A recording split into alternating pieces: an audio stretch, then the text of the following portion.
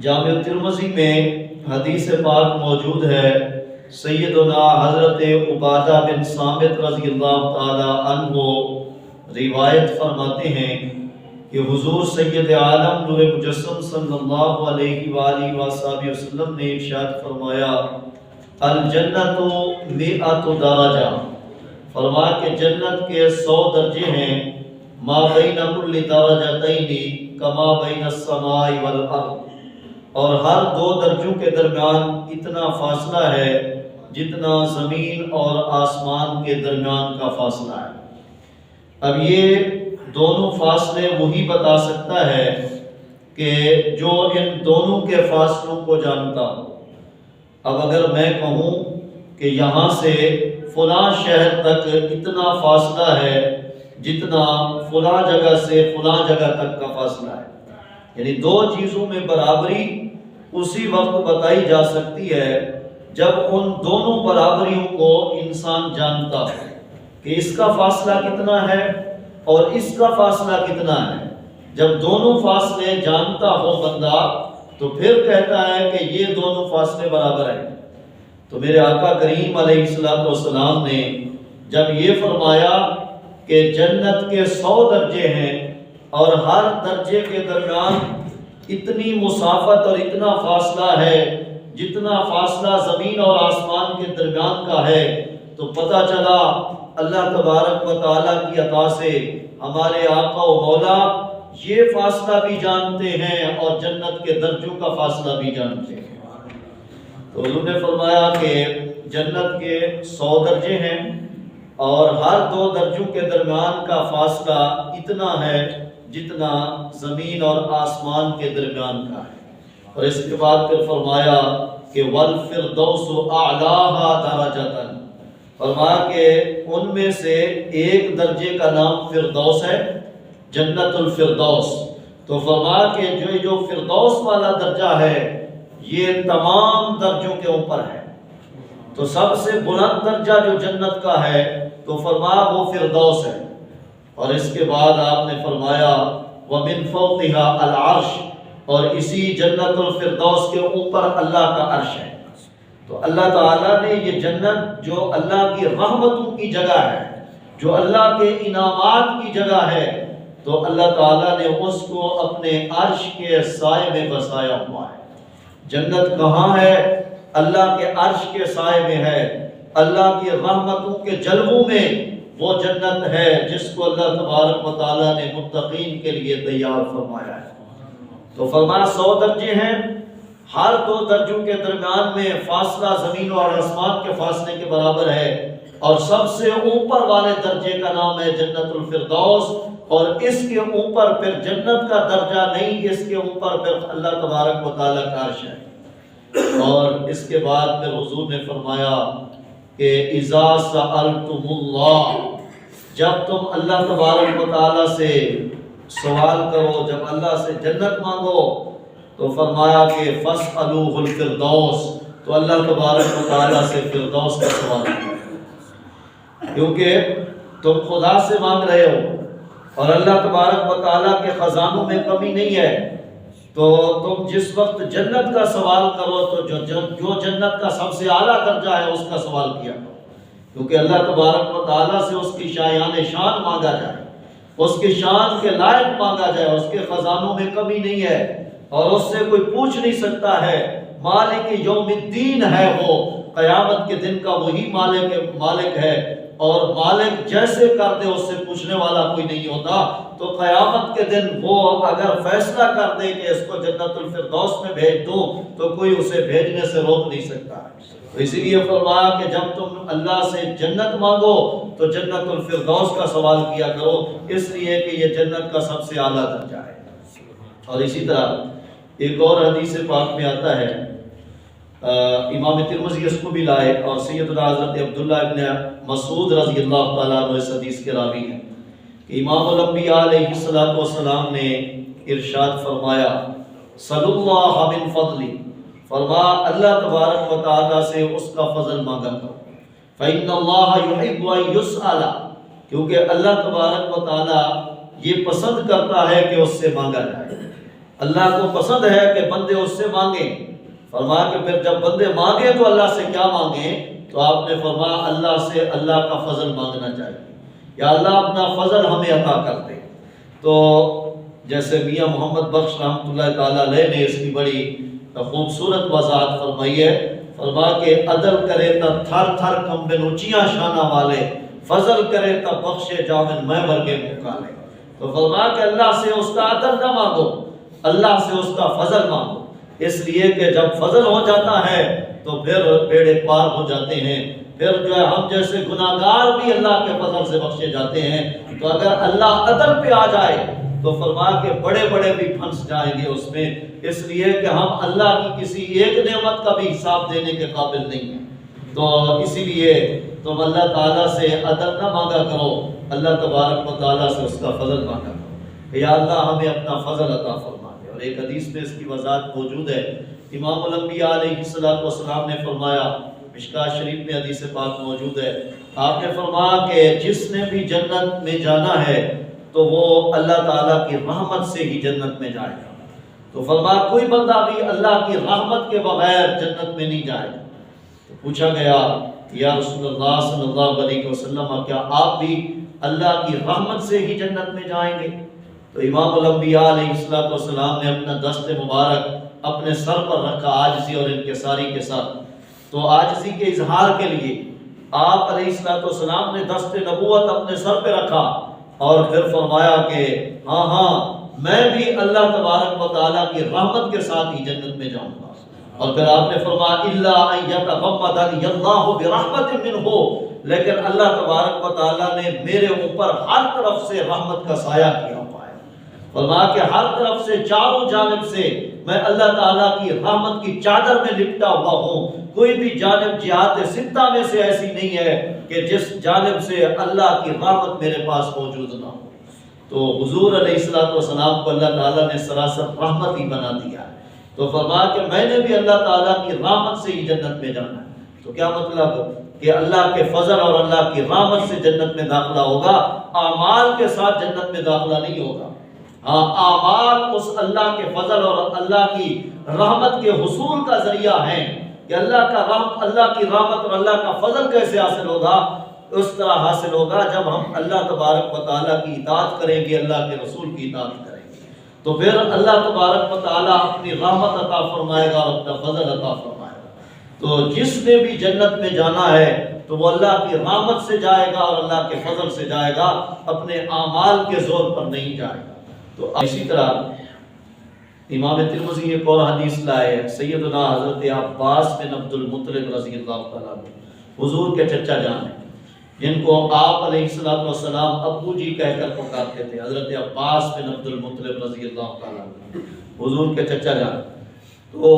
وہ روایت کرتے ہیں کہ میں ایک دفعہ حضور علیہ السلام کی خدمت میں حاضر ہوا اور میں نے عرض کی یا رسول اللہ صلی اللہ علیہ وسلم علمنی شیئا اسأل اللہ تعالی، مجھے کوئی ایسی چیز سکھا دیں جو میں اپنے رب سے مانگوں۔ کہ مانگنے کا طریقہ ہمیں نہیں آتا کہ اللہ سے کیا مانگنا ہے کیا نہیں مانگنا،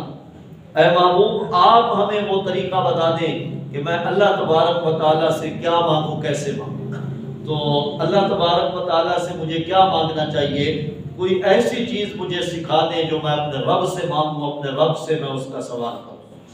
تو حضرت عباس کہتے ہیں جب میں نے یہ حضور علیہ السلام کی بارگاہ میں عرض کی تو آپ علیہ السلام نے فرمایا کہ صلی اللہ العافیہ، فرمایا کہ اللہ تبارک و تعالیٰ سے عافیت کا سوال کرو، اللہ سے عافیت مانگو۔ عافیت سلامتی کو کہا جاتا ہے، یعنی دین و دنیا کی سلامتی، دین و دنیا کی بھلائی اور دین و دنیا کی عافیت۔ تو حضور علیہ السلام نے اپنے چچا جان سے فرمایا اللہ تبارک و تعالیٰ سے عافیت مانگا کرو، یا اللہ ہمیں عافیت عطا فرما۔ تو حضرت عباس کہتے ہیں پھر چند دن گزرے تو میں حضور علیہ السلام کی خدمت اقدس میں پھر حاضر ہوا اور میرا سوال وہی تھا، یا رسول اللہ صلی اللہ علیہ وسلم آپ کوئی ایسی چیز مجھے سکھا دیں جو میں اپنے رب سے مانگوں، اپنے رب سے میں سوال کروں جس چیز کا، تو آپ مجھے بتا دیں میں اپنے رب سے کیا مانگوں۔ تو حضرت عباس کہتے ہیں اب حضور علیہ السلام نے شفقت بھرے لہجے میں مجھے ارشاد فرمایا، ترمذی کے الفاظ ہیں، حضور نے فرمایا یا عباس یا عم رسول اللہ صلی اللہ علیہ وسلم، اے عباس، اے اللہ کے رسول کے چچا۔ حضور علیہ السلام نے خود ان کے ساتھ رشتہ داری جوڑ کے فرمایا کہ اے عباس، اے اللہ کے رسول صلی اللہ علیہ وآلہ وسلم کے چچا، صلی اللہ العافیت فی الدین فی الدنیا والآخرہ، فرما کہ اللہ تبارک و تعالیٰ سے دنیا کی اور آخرت کی عافیت مانگا تھا۔ تو یعنی دوسری مرتبہ بھی آپ علیہ السلام نے عافیت مانگنے کا حکم فرمایا۔ تو پتہ چلا کہ عافیت مانگنا بڑا ہی جامع لفظ ہے، تو اس مختصر لفظ میں بندہ اللہ تبارک و تعالیٰ سے دنیا اور آخرت کی ہر قسمی بھلائی کو مانگ لیتا ہے۔ تو اسی لیے جب 2 مرتبہ پوچھا حضرت عباس نے کہ مجھے ایسی چیز بتائے جو میں اپنے رب سے مانگوں، میں کیا مانگوں؟ تو آپ نے فرمایا عافیت کو مانگا کرو۔ دوسری مرتبہ پھر تو عرض کی تو پھر بھی آپ نے وہی فرمایا اے چچا جان، آپ رب سے دنیا اور آخرت کی عافیت مانگا کریں۔ حضرت سیدنا صدیق اکبر رضی اللہ تعالی عنہ ممبر پہ جلوہ گر ہوئے، اور ممبر پر جلوہ گر ہونے کے بعد آپ رو دیے، گریہ فرمایا۔ حضرت سیدنا صدیق اکبر رضی اللہ تعالیٰ حضور کے جانشین اور آپ علیہ السلام کے مصلی کے وارث ممبر رسول پہ کھڑے ہوئے اور پھر رونے لگے، اور بکا کے بعد پھر فرمانے لگے قام فینا رسول اللہ صلی اللہ علیہ وآلہ وسلم، کہ نبی پاک صلی اللہ علیہ وآلہ وسلم ہمیں خطاب کے لیے اسی ممبر پہ جلوہ گر ہوئے تھے۔ تو فرمایا کہ آپ علیہ السلام جب ممبر پر جلوہ گر ہوئے تھے تو آپ علیہ السلام نے بھی جلوہ گر ہونے کے بعد گریہ فرمایا تھا۔ آپ علیہ السلام روئے تھے، آنکھوں سے آنسو بہائے تھے ممبر پہ جلوہ گر ہو کر۔ تو سیدنا صدیق اکبر رضی اللہ تعالیٰ عنہ اسی سنت کو ادا فرما رہے تھے۔ تو مسند امام احمد میں یہ روایت موجود ہے کہ پھر حضرت صدیق اکبر نے وہ حدیث سنائی کہ آقا کریم علیہ السلام جب ممبر پہ جلوہ گر ہوئے تھے تو آپ نے گریہ فرمایا، اور گریہ فرمانے کے بعد پھر صحابہ سے خطاب میں آپ نے فرمایا تھا صلی اللہ العفو والعافیت، کہ اے میرے صحابہ اللہ سے معافی اور اللہ سے عافیت کا سوال کرو، معافی کا سوال کرو کہ اللہ تم سے درگزر کرے، تمہیں معاف کر دے، اور دوسرا سوال فرما اللہ سے عافیت کا سوال کرو۔ اور اس کے بعد پھر حضور نے فرمایا فَإِنَّ أَحَدًا لَمْ يُعْطَى بَعْدَ الْيَقِينِ خَيْرًا مِنَ الْعَافِيَةِ، فرمایا کہ کسی بندے کو ایمان کے بعد عافیت سے بہتر کوئی چیز نہیں عطا کی گئی۔ یعنی سب سے قیمتی چیز انسانوں کو جو ملی ہے وہ ان کے سینے میں جو ایمان ہے، یہ سب سے قیمتی چیز ہے۔ تو ایمان سب سے قیمتی چیز ہے جو بندہ مومن کو اللہ تبارک و تعالیٰ کی طرف سے عطا ہوا۔ تو پھر ایمان کے بعد اور کون سی قیمتی چیز ہے جو اللہ تعالیٰ کی طرف سے بندے کو ملتی ہے؟ اللہ کی جانب سے سب سے قیمتی چیز تو ایمان ہے، اور ایمان کے بعد پھر کون سی چیز ہے؟ تو حضور نے فرمایا کہ پھر وہ عافیت ہے جو بندہ مومن کو اللہ کی طرف سے عطا کی جاتی ہے۔ فرمایا خیر من العافیہ، عافیت سے بہتر کوئی چیز نہیں ہے جو بندہ مومن کو بعد الایمان نصیب ہوتی ہے۔ تو سب سے بہتر چیز ایمان کے بعد جو اللہ اپنے بندے کو عطا فرماتا ہے وہ عافیت ہے۔ اسی لیے حضور نے فرمایا کہ اے میرے صحابہ اللہ تعالیٰ سے عفو یعنی معافی کا اور عافیت کا سوال کیا کرو۔ اور اس پر محدثین فرماتے ہیں کہ حضور علیہ السلام نے اس سے پہلے ممبر پہ جلوہ گر ہو کر گریہ کیوں فرمایا؟ صدیق اکبر تو اس لیے روئے کہ حضور روئے تھے، لیکن آپ علیہ السلام ممبر پہ جلوہ گر ہو کر کیوں روئے تھے؟ تو فرمایا کہ آپ ممبر پہ جلوہ گر ہو کر امت کی شفقت میں روئے تھے، کہ آپ علیہ السلام کی نگاہ نبوت کے سامنے وہ امت کے فتنے تھے جن میں آپ علیہ السلام کی امت نے مبتلا ہونا تھا، تو آپ اپنی نگاہ نبوت سے ان فتنوں کو دیکھ رہے تھے، تو اسی لیے امت پر شفقت کرتے ہوئے آپ علیہ السلام روئے، اور پھر ان فتنوں سے بچنے کے لیے آپ علیہ السلام نے اس کا حل بتایا فرما اللہ تعالیٰ سے عفو و عافیت کا سوال کرو تو اللہ تبارک و تعالیٰ تمہیں ان فتنوں سے محفوظ فرمائے گا۔ تو فرما صلی اللہ العفو والعافیہ، اللہ تعالیٰ سے معافی مانگو، معافی کا سوال کیا کرو کہ یا اللہ ہمارے خطاؤں کو معاف کر دے، ہمارے گناہوں کو معاف کر دے، ہماری غلطیوں سے درگزر فرما، یہ معافی مانگا کرو۔ اور دوسری چیز فرما عافیت مانگا کرو کہ یا اللہ ہمیں عافیت عطا فرما، دنیا اور آخرت کی عافیت اور سلامتی عطا فرما۔ عافیت سلامتی کو کہا جاتا ہے، لفظ مختصر ہے مگر اس میں دین و دنیا کی ساری بھلائیاں آ جاتی ہیں۔ اور اسی طرح ایک اور روایت میں آتا ہے، امام مسلم اس کو صحیح مسلم میں لائے ہیں کہ حضور سید عالم نور مجسم صلی اللہ علیہ وآلہ وسلم کی خدمت اقدس میں ایک شخص آیا اور آ کر عرض کی کہ یا رسول اللہ صلی اللہ علیہ وسلم کیف اقول حین اسأل ربی، کہ جب میں اپنے رب سے مانگوں تو کس طرح مانگا کروں، مجھے طریقہ سکھائیں رب سے مانگنے کا، مجھے نہیں مانگنا آتا کہ اللہ سے کیسے مانگا جاتا ہے اور کس چیز کا سوال کرنا ہے، کیا مانگنا ہے، محبوب آپ مجھے سکھا دیں۔ کیف اقول حین اسأل ربی، جب میں اپنے رب سے مانگوں تو اللہ تعالیٰ سے کیا مانگوں، کیسے مانگوں۔ تو اس وقت نبی پاک صلی اللہ علیہ وآلہ وسلم نے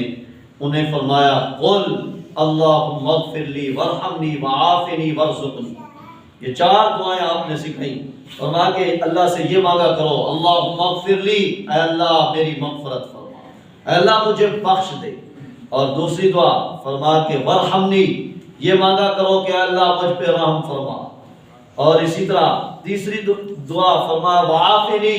یہ مانگا کرو کہ اے اللہ مجھے عافیت عطا فرما، اور چوتھی چیز فرما کہ وارزقنی، اللہ سے یہ مانگا کرو کہ اے اللہ مجھے رزق عطا فرما۔ تو اس کے بعد پھر آپ علیہ السلام نے ایسے اپنی چار انگلیوں کو بند فرمایا، تو چار انگلیاں، انگوٹھا نہیں، چار انگلیاں آپ علیہ السلام نے ایسے ملا دی، اور چار انگلیاں، چونکہ چار دعائیں آپ نے سکھائی تھی کہ آنے والے نے پوچھا کہ جب میں اپنے رب سے مانگوں تو کیسے مانگوں، کیا طریقہ ہے، کیا مانگا کروں، فرما مغفرت مانگا کرو، اور اسی طرح فرما کہ رحمت مانگا کرو، اور عافیت مانگا کرو، رزق مانگا کرو۔ چار چیزیں آپ علیہ السلام نے مانگنے کی تلقین فرمائی، اور اس کے بعد چار انگلیاں ایسے بند فرمائیں، اور آپ علیہ السلام نے پھر اسے فرمایا کہ ہاؤلائی تجمع لک دنیا کا و آخرت کا، فرما کہ ان چار چیزوں سے تیری دنیا بھی بن جائے گی، تیری آخرت بھی بن جائے گی۔ اگر یہ چار چیزیں تجھے مل گئیں، تجھے گناہوں کی مغفرت نصیب ہو گئی، اور اللہ کی رحمت تیرے دامن میں آ گئی، اور فرما کہ اگر خدا نے تجھے عافیت عطا کر دی اور تجھے رزق مل گیا تو تجھے اللہ تبارک و تعالیٰ نے دنیا بھی دے دی ہے اور آخرت بھی عطا فرما دی۔